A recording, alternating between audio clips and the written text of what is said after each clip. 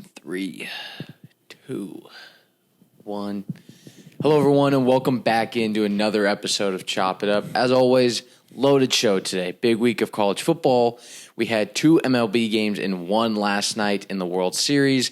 And once again, another coach gets fired in college football. We're going to get into all of that today. But before we do, be sure to like, subscribe to the video, and share it with a friend so that we can help spread the word about our pod. Hunter, let's start with the college football games, as we always do. SEC territory, Ole Miss and Oklahoma. Not a traditional SEC matchup, but nonetheless a great game. 2 really good teams squared off down there on the Palace on the Prairie. And, man, it was a fun game. Ole Miss gets the win. I think they're pretty legit. They look like a true college football national championship contender. Oklahoma, I think they're still in it. They still have 2 losses, but their schedule makes it really difficult for them to really have a path to the playoff, I think. What sticks out to me in this game, for starters, Trinidad Chambliss. Dude is a baller. Looked really good in this game. It was a grudge match between Lane Kiffin and his offensive play calling, and then Brent Venables and how he calls his defense. For a second there, early in the third quarter, it kind of looked like Ole Miss was going to run away with the game, as they've done time and time again this season. But Oklahoma scratch and clawed their way into it on the ground with Mateer, with their running game that's been somewhat lackluster this season. And obviously that defense made some plays. What are kind of your thoughts on this matchup? Yeah, I mean, I think it was just a great game played by both teams on really both ends. I know there was a lot of points put up, but really I think the defenses played well in moments. You can only expect to hold elite offenses to so many points. But I think it was a great game on both ends. But I think ultimately, this is a game in the SEC that is very defining, in a tough SEC. These are the games that those 2 lost SEC teams need to win. Yeah.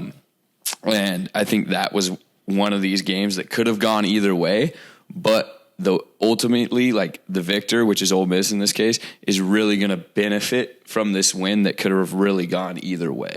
Yeah, and especially with the way the college football playoff is now, I make the argument that if you're in the SEC or the Big Ten and you can end the year with 2 losses, you're probably a playoff team. Yeah. That's kind of the way I look at it. If you're in the Big 12 or the ACC, it's not as easy because your strength of schedule isn't as hard as those SEC and Big Ten teams, and the same goes for those in the Big 12.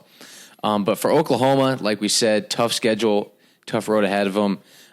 They looked better coming off that Red River rivalry loss where just nothing was going right. Their defense was on the field too much. Their offense was non-existent.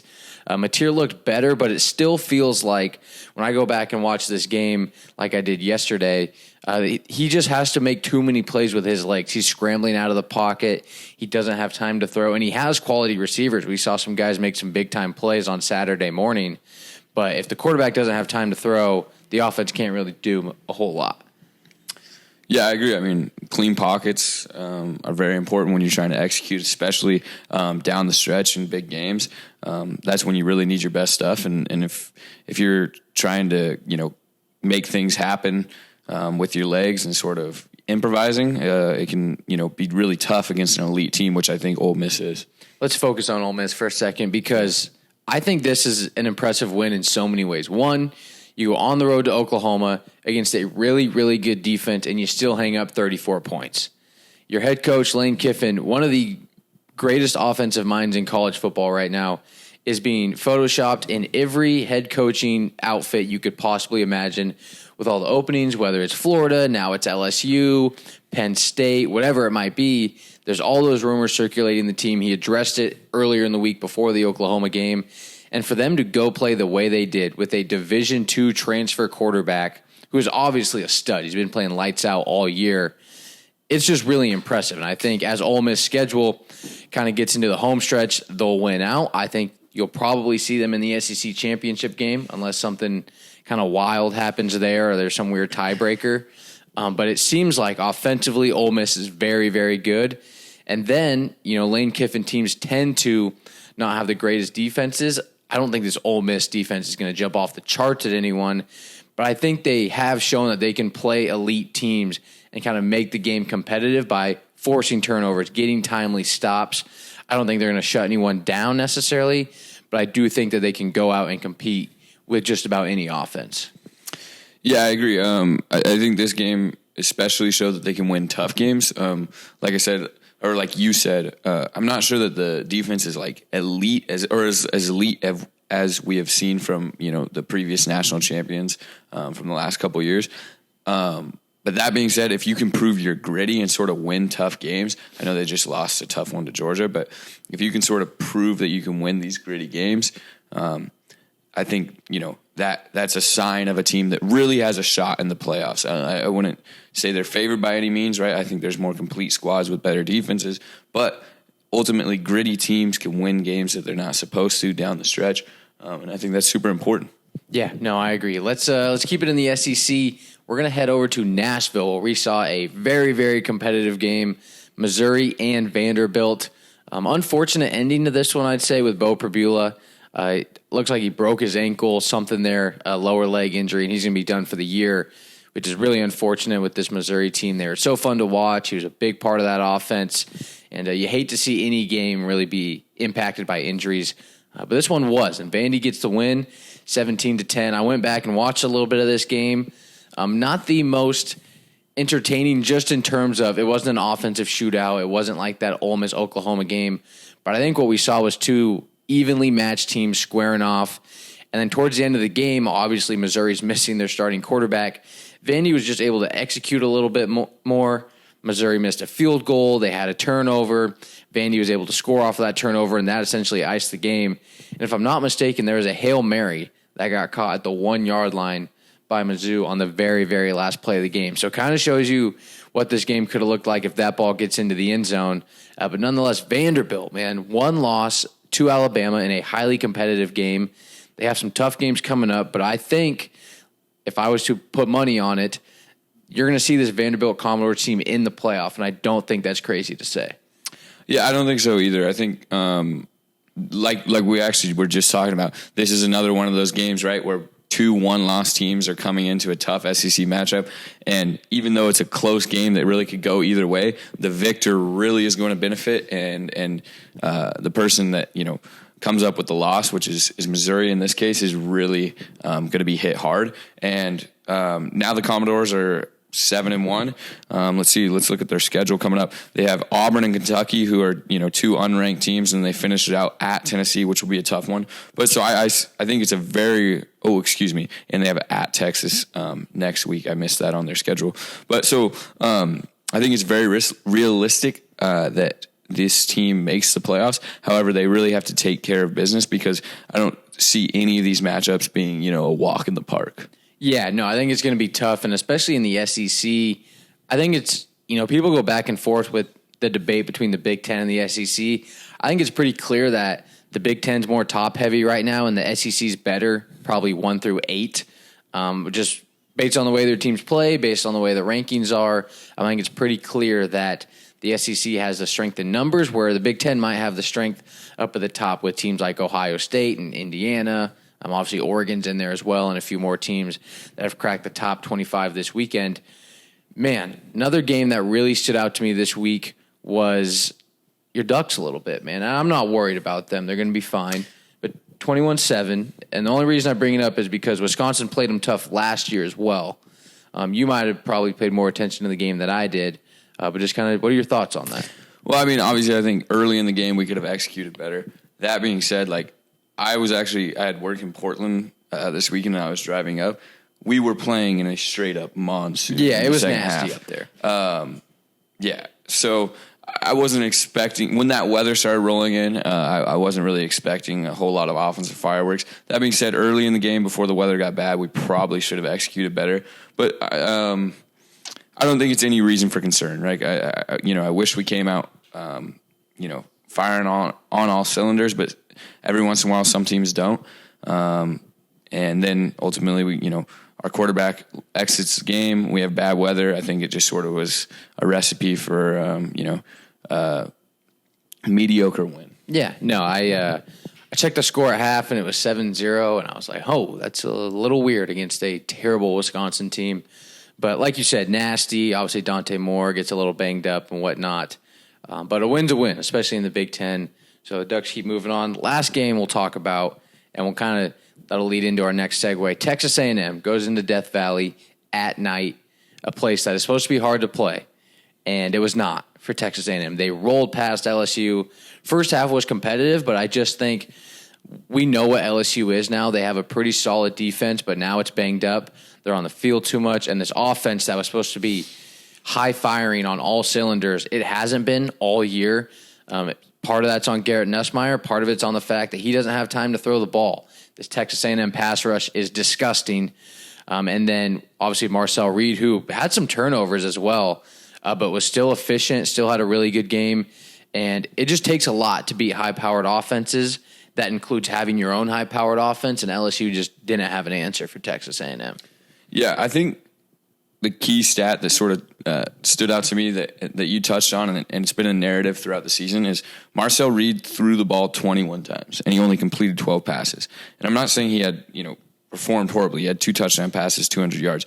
But they also handed the ball off to 8 different players, running for 224 yards on 5.6 yards per carry. This is Texas A&M, of course. And the reason that stands out to me is because that's the sign of a complete team. It's a team that doesn't have to rely on their quarterback to win them games. They rush the quarterback. They play good defense. In the secondary, they can run the ball against, like we were talking about, this LSU defense deserves respect, and they ran all over them. And so in years past, when A&M sort of been in the top 10 and I just wasn't sold on them, it's very different this year. This team is very complete. There really is no major weak points, I think, on either side of the ball. And so I really think this team has a shot to push for a college football championship. Yeah, I think they're in now. I'm going to make they're in. I'm going to Yeah, make that I think claim. so. I mean, they do have Missouri coming up at Mizzou, but obviously, like we talked about, with Bo Perbula being out, that's going to be a tough one for Missouri to win. They get that SEC cupcake week with Samford. They have South Carolina, who's obviously not who we thought they were. And then they wrap it up with Texas, which even if A&M loses to Texas, if that's only their second loss of the year, I have a hard time seeing them not get in. But we'll see. And obviously, Arch is banged up as well. And also, I don't think it's that hard of a take. I think they dominate the next 4 weeks. I think they're just, like I said, they don't need Marcel Reed to be, the Heisman. They just need him to, keep things under control. And they just look so complete. I really see them rolling through the rest of their schedule. Yeah, I'm glad you brought up the rushing attack, too, for them, because when you go and look at the stats from this LSU game, who leads Texas A&M in carries and rushing yards? It's Marcel Reed. 13 carries, 108 yards. He averaged 9 yards per passing attempt, or per completion, I guess, and then it goes out and averages 8 yards per rushing attempt. So, big day for him. Also a name that, he's turned the ball over a lot, but you'd think he might be in the Heisman conversation a little bit more. Marcel Reed? Yeah. Yeah, maybe. I mean, I think, like I said, I still think the team outshines him. You know what I mean? Right. And lots of times the Heisman sort of outshines their team. Yeah, that's a good point. Let's talk about the Heisman for a little bit. Is there a name that sticks out to you? Obviously, Mendoza's kind of leading the race, but it seems like it's the most wide open it's been maybe in a long, long time. Yeah, I mean, one name that stands out to me is Ty Simpson. Obviously, I mean, I think he's still only turned over the ball once, unless he didn't have a turnover this weekend, did he? I don't think so. That is interceptions. I guess I don't know about fumbles, but so I think his name stands out to me. I'm trying to pull up their schedule real quick because I think sort of when you have a close race like this, it comes down to the big moments. You know what I mean? So if he has a big time Iron Bowl or something like that, but like you said, I think it really is up in the air between those two. Let me think. I feel like Trinidad Chambliss needs some credit. Yeah, he deserves some credit.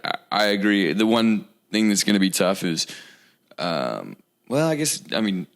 just that those two have been playing all year. Trinidad sort of came in. Yeah, he came in a little late. But for me, I'm Team Winadad. That's what they're calling him. So I'm going to hop on that train. When outside of that fourth quarter against Georgia, he's been lights out all season. Similar to Marcel Reed, he can make plays with his legs. He can make plays with his arms. But, yeah, like you said, it is wide open. Ty Simpson's been balling, even though Bama had a weirdly close game with South Carolina. Dante Moore, I don't think it's too late to discard him from this conversation as well.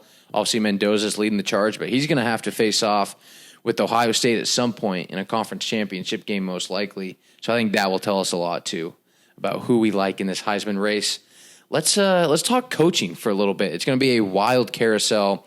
Some big names being fired at some big programs. Most recently, Brian Kelly out of Baton Rouge. He got fired on Sunday. I'm not surprised. He did not fit the LSU culture at all. I mean, you have a white-collar guy in kind of a blue-collar area, and I don't always think that's a good fit. And it would have been one thing if Brian Kelly went in there and he just established who he was and established his culture. But that's not really how LSU worked, whether it was Nick Saban, Les Miles, Ed Orgeron. LSU's always had a culture of just tough, physical, nasty, talking trash, whatever it may be. Brian Kelly doesn't have that. He came from Notre Dame, where he failed to win a national championship, left to go to LSU because he said it was a better opportunity. Since he left South Bend to go to LSU, Notre Dame has a national championship appearance.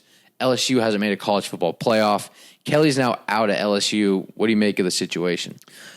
Yeah, I mean, it'll be interesting who takes the job. That being said, I think performance-wise, like this sort of reminds me of a James Franklin firing, right? Like Brian Kelly didn't perform terribly at LSU, but it's just like we were talking about. You set the standard, and then that's a good thing. But what comes with the standard is raised expectations season after season. So eventually, like as LSU started making those improvements, started putting out better teams, eventually the fans are going to expect a college football national championship or really to be competing in the playoffs. And I don't think Brian Kelly was heading in that direction. No, and I actually think it was less of a win-loss column problem than it was just how he was off the field in the locker room, because you hear these stories from alumni that have tried to come back and give back to the program while Brian Kelly was there. You hear from players that played under Brian Kelly at LSU, and a lot of those stories are negative, how he treated the guys around him, how he treated some of his assistant coaches.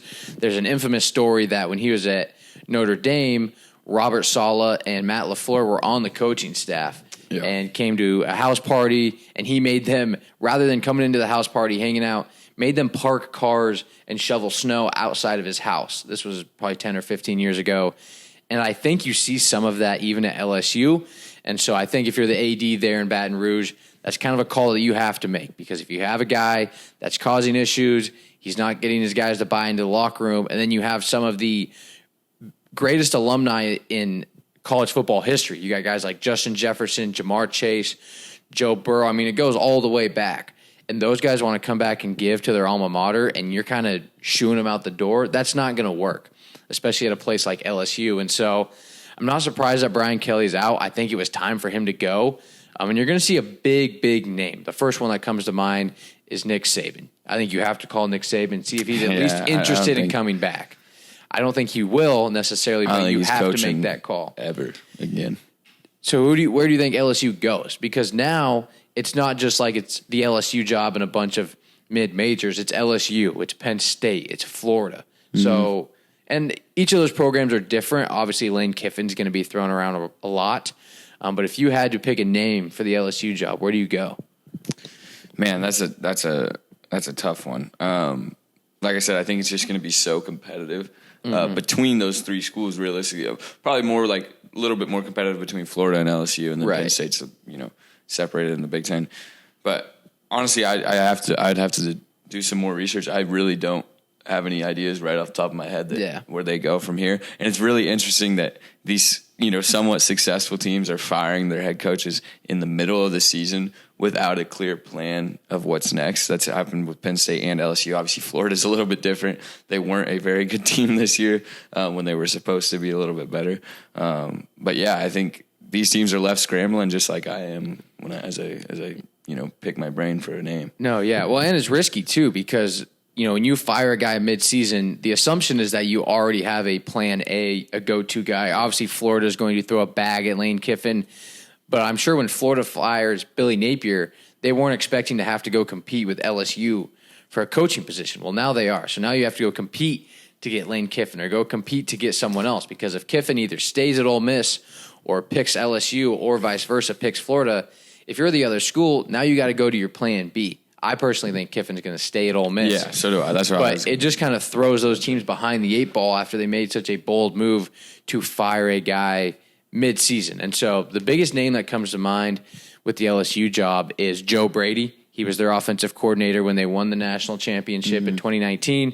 He's now the OC with the Bills. Obviously a really, really strong offense there up in Buffalo. I could see him coming back, kind of finishing what he started. Keep an eye on Ed Orgeron to just be in the conversation in case he wants to come back. But I think you call Saban. I mean, the worst he tells you what? No? Yeah, I mean, one thing like I'll mention with this job in particular is it seems like with the Florida job and the LSU job, like people are throwing out names of coaches that are already somewhat in like established programs, and I just find it hard to believe like Lincoln Riley's going to leave USC or Dabo Swinney's going to leave Clemson, or Saban's going to leave College Game Day, but so I really don't see a hire like that. In my opinion, I'd be surprised if that happened. I think it's more realistic for like an offensive coordinator, somebody like that, somebody with a history with the program, returning. And doing some things. No, I think you're right. Let's get into some baseball. So that's going to wrap up our college football segment. Let's talk about the World Series a little bit. Dodgers, Blue Jays. We previewed the series before it started. Dodgers now go up 2-1 last night after 18 innings of baseball. Yeah, that's right. 2 games in 1. I went to bed after the 15th. What time did the game get over? Like 2 a.m.? No, I think, it depends where you were. I think it was like 11:50 on the Pacific. Our time? Okay. Yeah, so like around 2 or 3 on the East Coast, I guess. Well, I guess it's probably a good thing that game gets played in L.A. because if that thing's in Toronto, you're on the East Coast, and you're playing baseball till 3 in the morning. I think, obviously, it's big anytime you go up 2-1 in a series, but more of just the mental aspect of this. I mean, those guys are going to bed at 1, 2 a.m. in the morning Pacific time. They play again tonight at 5. So if you're the Blue Jays and you go through that 18 innings and you lose on a Freddie Freeman nuke, and you have to come back and try and tie the series up because the last thing you want to do is go down 3-1 to the Dodgers. That pretty much ends the series right there. I mean, mentally, what does that have to be like? Yeah, it's got to suck. Yeah, it's got to be super tough. I think it'll be tough for both teams. Obviously, I think the Dodgers have an advantage just because they're coming off a win. But like you said, I mean, this is just crazy circumstances, and I just know how hard it's going to be to turn around and play again tonight after playing 2 games last night. But yeah, I think like a great example of how crazy the circumstances is Yamamoto for the Dodgers, right? Pitches a complete game for the Dodgers the other night, 9 innings, gave up like 5 hits, right? He was scheduled to come in for the 19th inning, which this game was played like 2 or 3 days ago. He was going to come in after a complete game and pitch more innings in this game. So that's just how crazy these circumstances were. And so, yeah, I think it's going to be really tough for these teams to flip the switch. And I imagine their bullpens are probably not going to be as dynamic tonight. They might let guys go a little bit longer than they normally would just because they threw so many arms yesterday. Yeah, I mean, I'm looking through the box score and stats right here. And the Toronto Blue Jays, I'm sure it's the same with the Dodgers, but their pitching lineup of who pitched last night is almost just as long as their batting lineup. And that is insane. I know now it's kind of the common theme in the postseason to not run your guys as long. Your starter might go 4 or 5 innings, then you kind of bring in your relief guys. But still, to pitch, let's count it up. 1, 2, 3, 4, 5, 6, 7, 8. Yeah, 9. Counted 9 guys pitching. That's insane. And then to lose it in the way they did, obviously brutal. What's nuts to me is that, obviously a normal baseball game, 9 innings. From the 9th up until the Freddie Freeman walk-off, 0 runs scored by either team. Yeah. There was no, Blue Jays score a run, Dodgers had to tie it back up. Just blanks for an entire, essentially, second game. And then the Freddie Freeman bomb obviously caps it off. Yeah, just in terms of, baseball, just baseball in general, 15 hits for the Blue Jays, 16 for the Dodgers. To only put up 5 and 6 runs on that number of hits is pretty crazy. Yeah, no, that is it's nuts. It's crazy. I think it'll be interesting to see how both teams respond tonight. That'll be a fun one to tune in. Let's go dude of the week and let's get out of here, man. We were talking a little bit before about who your dude was. It was a last minute scramble. Yeah, but you got it done. So who do you got? Yeah, he was given to me last night. It just came to me as I was watching the game. I got Will Klein.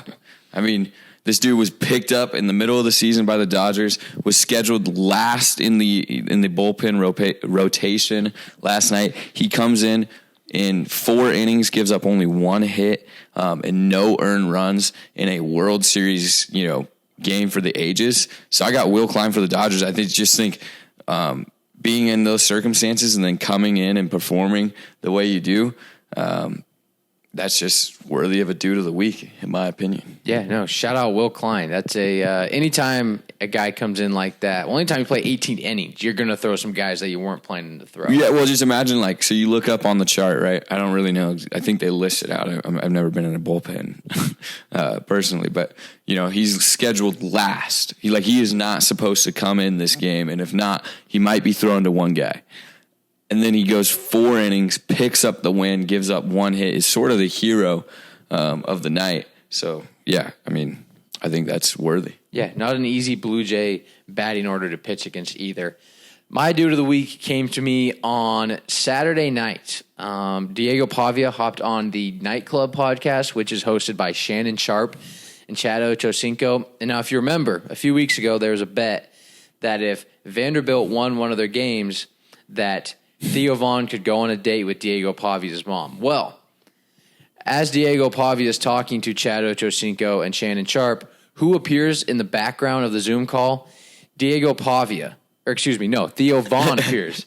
Theo Vaughn appears out of Diego Pavia's background of the Zoom call, and he is hanging out and has his arm around Diego Pavia's mom, who, by the way, very nice looking lady. So the fact that he actually doubled down on the bet, is hanging out with Diego Pavia's mom. I'm sure, Pavia and Theo are buds there in Nashville. Pavia is the big name at Vanderbilt. Theo, just an awesome guy in general. But the fact that it wasn't just like, hey, I'm going to take your mom on a date, I'm going to keep hanging out with your mom, is one of the more legendary things I've seen in recent memory. And the fact that it came from Theo Vaughn, who's just one of the funniest guys in general, after Vandy picked up a huge win. And, man, I wish we had the clip, because Shannon Sharp and Chad Ochocinco were losing their minds. And it was pretty funny. Obviously, Theo's hilarious. Diego Pavia's got quite the personality. And who knows? Maybe we'll see Theo Vaughn become Diego Pavia's, father figure, stepdad, I guess you could say. But, it was a funny moment. Theo's awesome. And obviously, Vanderbilt's having a heck of a season. So that was pretty funny to see. Didn't expect to see that at all. So Theo Vaughn, my dude of the week. That is going to wrap it up for today's show. We appreciate you guys for tuning in. As we keep this thing going, like we said, be sure to like, subscribe, follow, do all those good things. And going forward, we will talk to you guys here, probably make picks on Friday, and then we'll have our reaction show again at the beginning of next week. So thank you guys for tuning in, and we will catch you later.